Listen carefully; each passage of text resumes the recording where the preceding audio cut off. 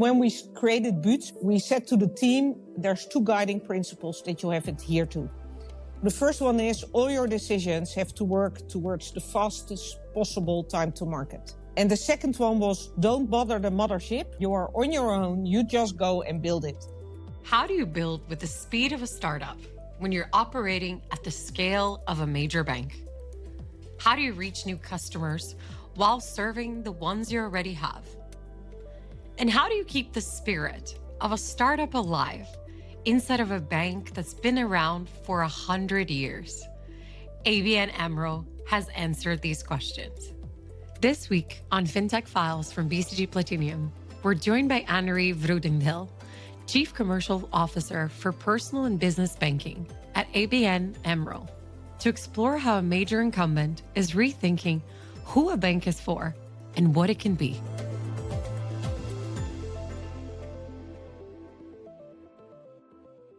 In July 2024, ABN AMRO completed its acquisition of BUX, one of Europe's fastest growing neobrokers, and a platform already beloved by a new generation of investors.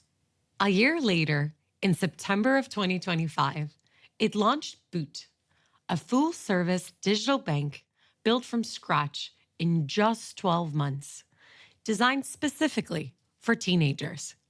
And in November of 2025, it announced plans to acquire an IBC, a fellow Dutch bank, in a deal worth close to €1 billion.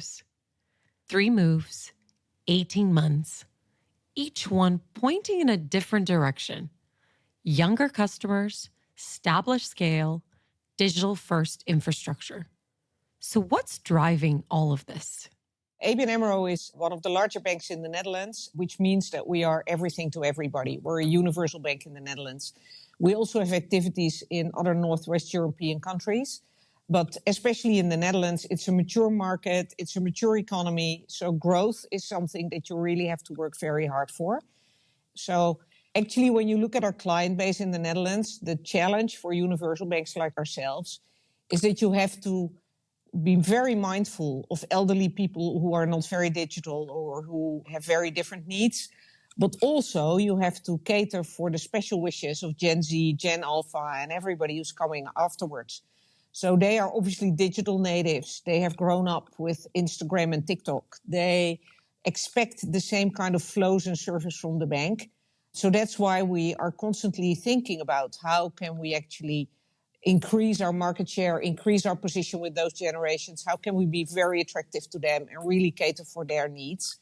So that's why we acquired BUX. That's why we launched BUUT. And NIBC also really is an important one in a potential combination with BUX. BUX is a neobroker. We acquired it 2 years ago. And BUX is really having a very digital flow. It's very innovative. It was one of the first in Europe to create fractional shares so that people can buy a piece of Apple without immediately spending thousands of dollars. It has a very easy flow, so it very much appeals to the younger generations. And I think if you are a bank like ourselves, we have a very good app. It's very well rated and it's very complete. But that also brings complexity for the customer.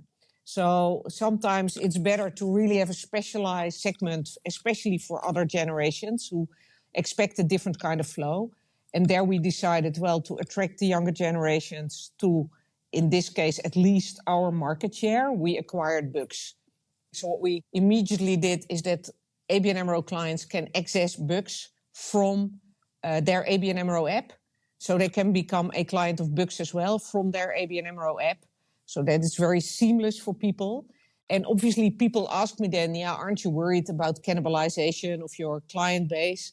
But what we see is that especially people who have never invested before, they find BUX very easy to use and with a very low barrier. It's simple for them and they can do small amounts. So actually what we see is that it attracts the clients that are new to investments. So we are making the pie bigger for the group ABN AMRO. And that is to me always the way I look at this. You mentioned a super interesting point when you compared your customer groups. What then do you need to keep in mind, or how do you design products for customers who've basically grown up with TikTok and Instagram? And what does it then mean for how a banking app should feel? Yeah, so this is a very good question. And so at some stage 2 years ago, I think, we looked in my management team about what do we have as very special assets, and also what are the trends that we see. And a big trend that we were seeing is that a lot of people are actually financially vulnerable, that they could be in trouble if they don't manage their finances well. And what we saw is that especially younger generations struggle even more.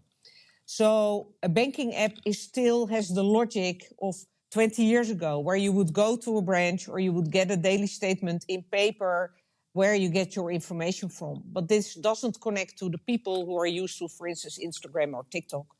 And especially that generation, you need to actually trigger them in the way that they are used to, but also there are so many temptations for them. So TikTok is probably fun, but it also makes it very easy to buy stuff. If you combine it with stuff like buy now, pay later, so the temptations for the younger generations to spend money are way bigger than I had when I was young, where I also could physically feel the value of money. It was gone when I was out of cash. And now they simply don't know. They don't know how much debt they're accumulating when they buy certain stuff with buy now, pay later. And it's something that we got really concerned about, that we said we have to play a role here and have to create something that will help this generation to be financially healthy. And that's when we created BUUT. So we launched it last year. It has the mission to create the generation that is more financially healthy than any other generation. And we really have done it in a way that attracts the younger generation in the way they are used to deal with online and digital things to banking, basically. BUUT is at the moment available for parents and teenagers. So we have the age category of 9 to 16. They have to do it together. We stimulate that they talk to each other about money. There's parental control if they agree to do that. So a 9-year-old will probably have a lot of parental control and a 16-year-old probably not so much. It doesn't look and feel like a bank at all. It looks like Instagram. It looks like TikTok. We have reels there of a few seconds. So this is a way in which we interact with the kids. This is also a super cool instrument to then really educate the younger generation, no? Because in the past episodes, we discussed frequently how Gen Z can start investing earlier, but this then also tackles, I think it's called Generation Alpha, to really get to know to healthy spending habits at a very early age. Exactly. That's exactly what we try to do. So for those kids, it's really difficult to understand the value of money. And we also recognize that in the Netherlands, we speak quite negatively about money with our kids. So we say, we don't have a money tree in the garden. That's the kind of things we say to our kids. It's very similar in Germany. And it doesn't resonate with teenagers at all. So what we now do in BUUT is that we say, how many hours should I work for a sausage roll?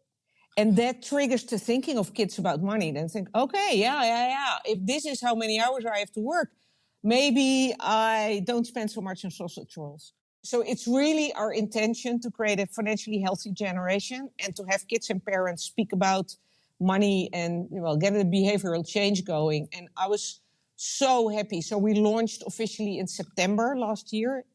And after 3 months, we did a survey amongst the parents whether they saw any change in behavior of their children. And even already then, so 3 months after launch, 85% of the parents said that they saw a change in behavior of their children. So they were talking more about money. They were all of a sudden budgeting. They were really saving for things they wanted to do. We found a way to really hit a nerve with the youngsters and to get something going that they understand.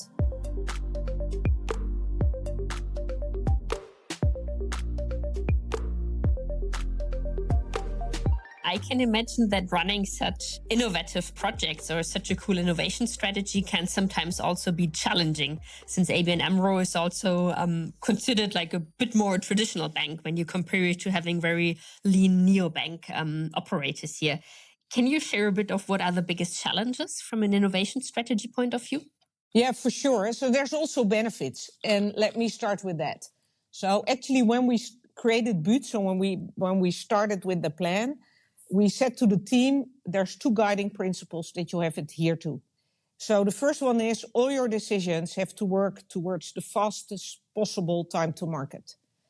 And the second one was don't bother the mothership. You are on your own. You just go and build it. Those 2 guiding principles actually worked out quite interestingly.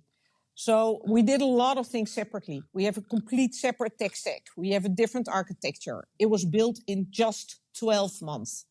After 12 months, we launched it in a friends and family pilot and up to, in the end, 1,700 people.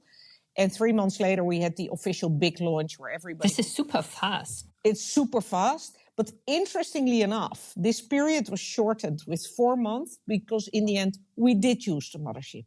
So obviously also the mothership, ABN AMRO Bank, is progressing in modularizing its systems, in really changing its architecture and technology to meet the demands of today.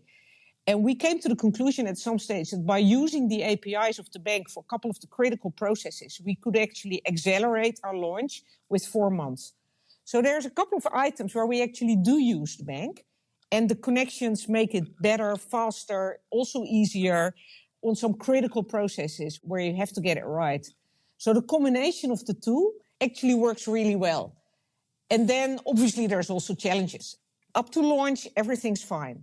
And then everybody gets excited also in the bank. And then they say, yeah, but they have to follow this process and they have to follow that process. So what I call the immune system of the bank is starting to come up. And this is something that we're having a lot of discussion about today. And I think we are now all very much on the same track. The challengers that we have with BUUT and BUX, and we have a few others, they have to keep going on their path and their speed and their time to market. And obviously, I mean, this is a bank with savings money, BUUT. So it has to adhere to all the security standards of the bank. It has to adhere to all the risk standards of the bank because it has to be as safe as ABN AMRO. So that's really the baseline. But then they should go and develop and get new features in and make sure that we can grow exponentially and that we don't lose momentum. So it's not always easy. We have a lot of discussion, but we make it work. For most banks, launching a new product takes years. Regulatory sign-offs, legacy infrastructure, internal governance. The average core banking transformation alone can run to half a decade or more. For neobanks and fintechs, the bar looks very different. The question for incumbents has always been whether they can close the gap without sacrificing what makes them a bank in the first place.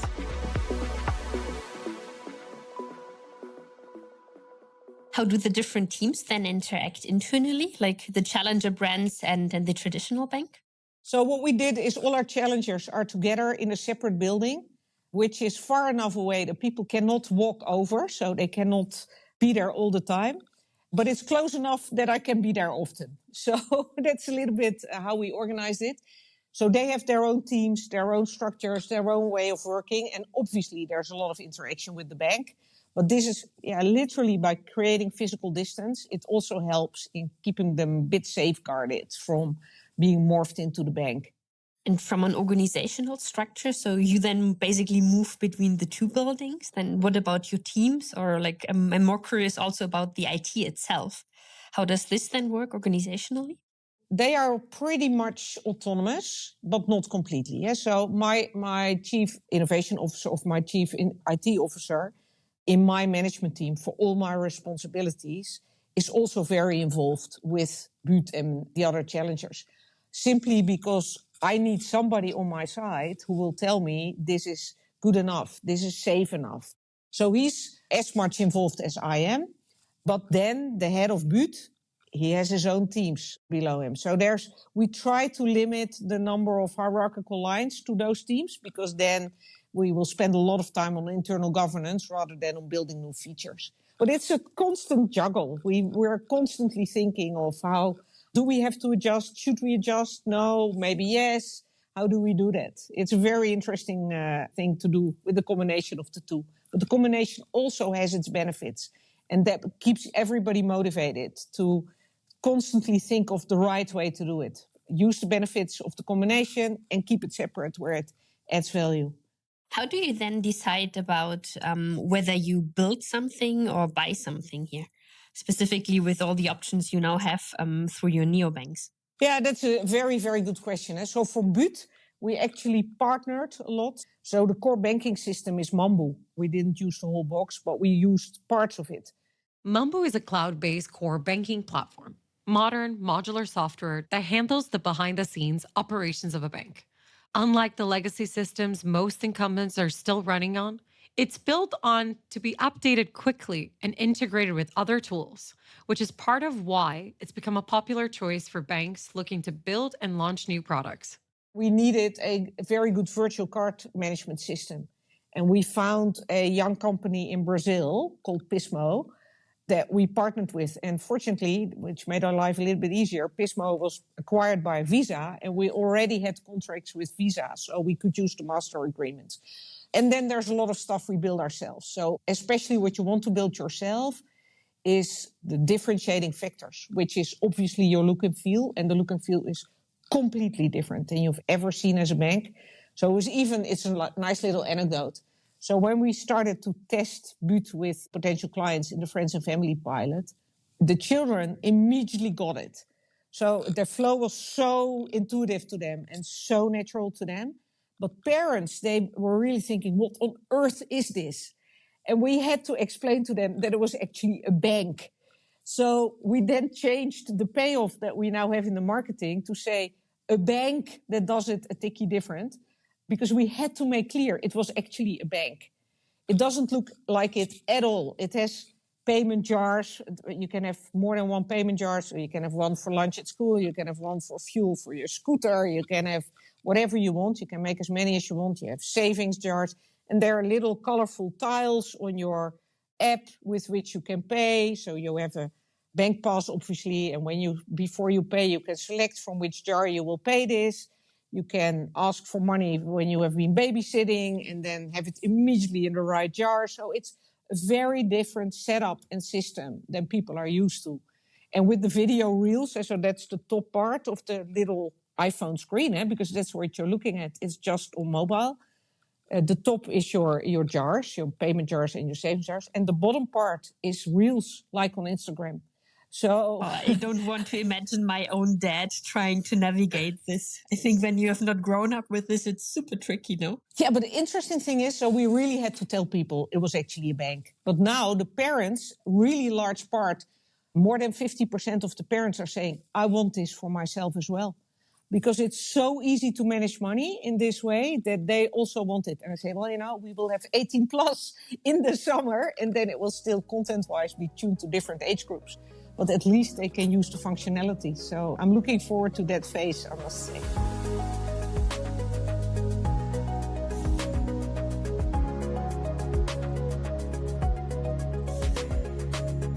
I'm wondering then, what's the end game here? So do all of these satellite brands eventually merge back into the mothership, or is the plan to stay separate forever? That's a very good question. And it's also a question I don't have an answer to yet.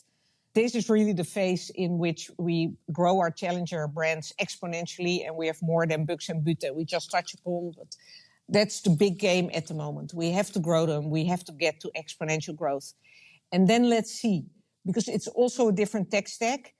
So let's see what happens. Let's see how it all resonates with clients. In the end, this is stuff that you validate all the time. And based on the validations with clients, you will make your choices.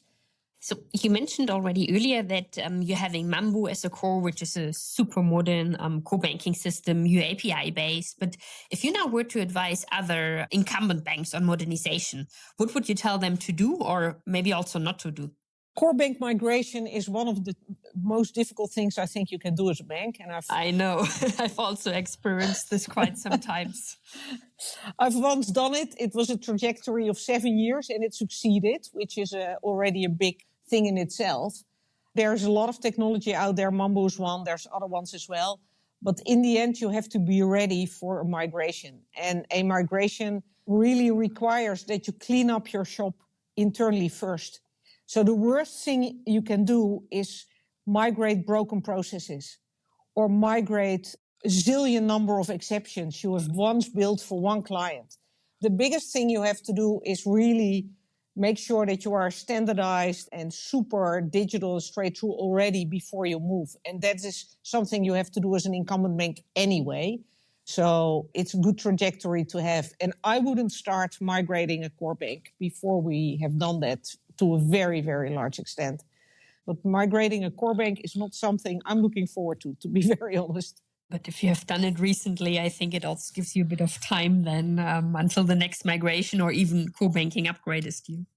Looking a bit into the future, so in 10 years from now, what does a successful incumbent bank look like? And also, how different might it be from today? No, I think 10 years from now is way too long because things are moving so unbelievably fast that I think a bank will look very different 2 years from now from today. I think what is super interesting, what's happening at the moment with obviously the launch of Gen AI. And we are doing a lot with Gen AI. We were very fortunate to already get a private version of ChatGPT in March 23. So we were very early in adopting this and building applications for it. And also already then you saw the potential of this. So in 6 weeks, we had our first application live at the contact center. And this is really the speed that this is making possible. So 10 years is way too long. But the big change that's happening today is all about agentic. And even that it's going so fast. Half a year ago, I talked to my team about it and we came to the conclusion it was too early yet to really go for agents. And 3 months later, we said, okay, now's the time. We have to think about agents. It will really change your architecture. So to have a protocol layer that actually can work and steer a couple of agents that actually go to actions in the product suite, but also interacts with the customer in the way the customer is used to. And the customer is adapting very, very quickly to this change. So where you are used to click buttons to go to payments, customers are now just talking to their computer in ChatGPT, asking long questions. And that is what we are also working towards. Everything has to be conversational. I just had a demo for my own teams. They built the first agent and they built it like this. You can actually talk to the computer and you can ramble to the computer and it makes sense of it and it gets to an action. So this is going so unbelievably fast. This will completely change the back end of a bank. This will change the interaction with clients. Also, your client at some stage will no longer be a human being, but will be an agent. And how do you know there's a customer with an intent behind it? So it's super exciting, actually, what's happening today. This has been Fintech Files from BCG Platinion. This season, we're digging deep into the ideas reshaping the future of fintech. Make sure you're subscribed so you never miss an episode. Thank you so much for tuning in. We'll see you next time on Fintech Files.